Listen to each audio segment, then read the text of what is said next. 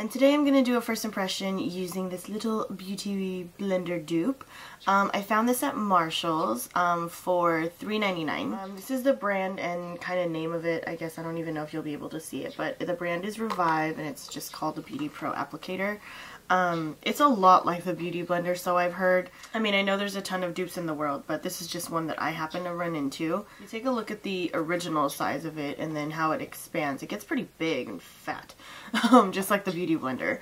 So first and foremost, that's one thing I definitely noticed, was that it does like expand. Because I tried the Sonia Kashuk one, and it doesn't expand when it's damp. It's just damp, but it's still kind of tough a little bit, so it's not my personal favorite. I bought it and returned it because I just wasn't into it. So today we're going to use this with the True Match. The True Match is one of the most easiest blendable foundations, so if it can't blend this one, then we're in trouble. And I'm going to actually kind of dab it all over, just kind of spread it around. So I'm going to use like the little butt end of it, and we're just going to kind of bounce, bounce, bounce, bounce, bounce. I can definitely say it doesn't feel as soft. Not in a bad way though. It's still blending my foundation really nicely. This is going to be a bitch to clean though. I can already tell. I'm definitely going to say the Beauty Blender, I'm not going to say it works the same, but it's pretty close. Like, this one, it just feels harder on the skin. But if you're the one doing it, I would say, you know, you personally will get to control how it actually feels. That's going to be really hard to clean. I'm already, like, looking at it like, shit.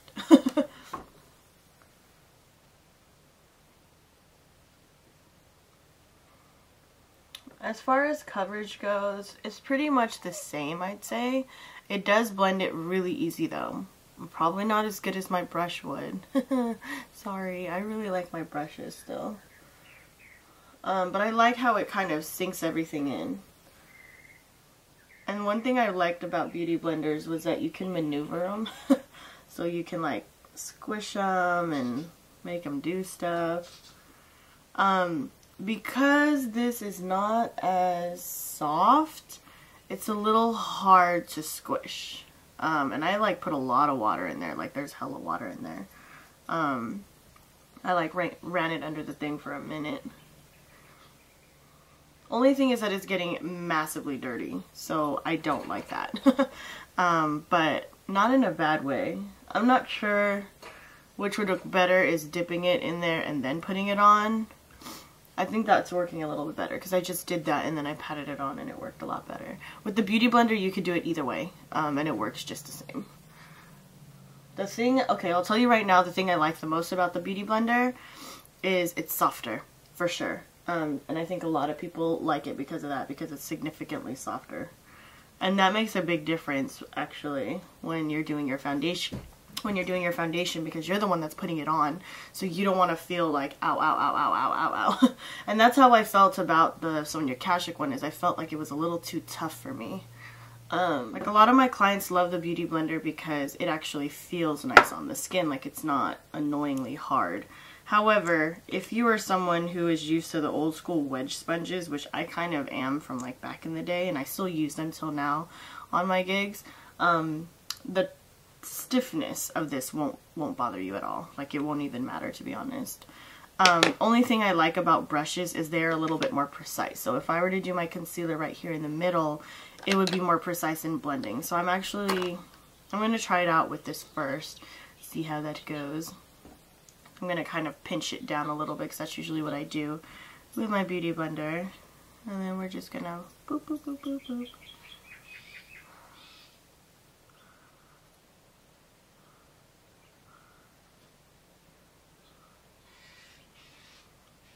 Yeah, it's not bad. Not bad. I think I still like my brush though. I like that it covered still, like it still covers. I don't think it's going to work right here in the middle of my forehead. I think it's going to screw up my brows a little, but I'll go ahead and do it anyway. I feel like I'm going to take a brush to it regardless. Yeah, I'm going to use a brush because there's like a little... So that's probably one thing. I mean, beauty blenders do that too. Is sometimes I can't get absolutely precise around my brow. So there you go. I just took a brush real quick. Y'all know I had that handy, like just sitting there, right? Yeah, see, my foundation still looks good. Yeah. Blends just like the Beauty Blender would. Only difference I notice is sometimes the Beauty Blender can blend a little bit more dewy.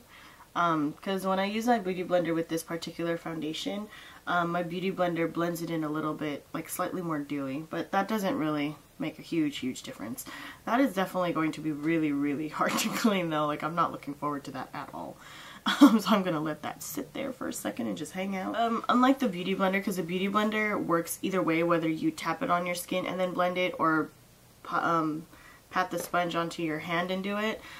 This one, I think it works better when you tap it into the product and then put it on, as opposed to putting it on your skin and then tapping it on. I noticed that when I was like retouching some of the inner parts right here, is that it worked better when I dipped it in and then put it on. The Beauty Blender can go either way. I would say it's a pretty damn good dupe though, because Beauty Blenders run for like 20 bucks. Yeah, like 20 bucks. I mean, I got the Duo a long time ago, so it was like 24, and then it came down to about a lot less. About the price of one. I mean, I personally get mine cheaper, obviously, because of where I work. I'm going to use this later to set underneath my eyes, but I am going to use a powder to set my face. So I'm going to go ahead and do that really quick. Just to kind of set everything down. And then I'm going to use this to set underneath my eyes. And see how that works.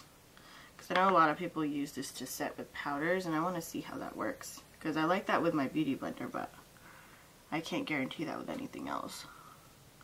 And I do like doing that with sponges too, so. Not bad. Not in love. I believe you can use this for powder too, just like the Beauty Blender.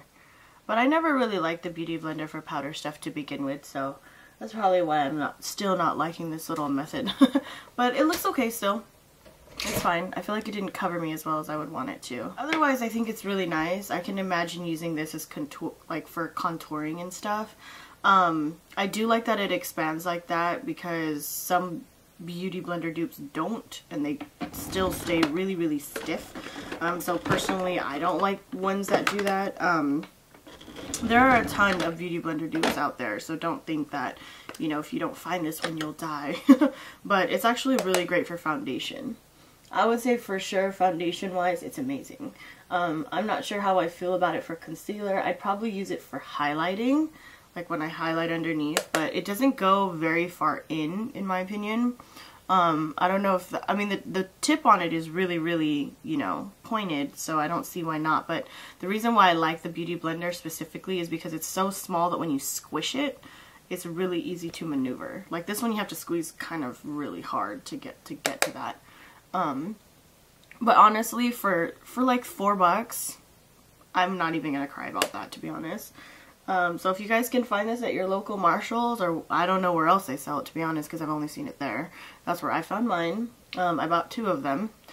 They are worth the buy, I would say. I would say they're pretty worth the buy, because my skin looks pretty damn flawless right about now.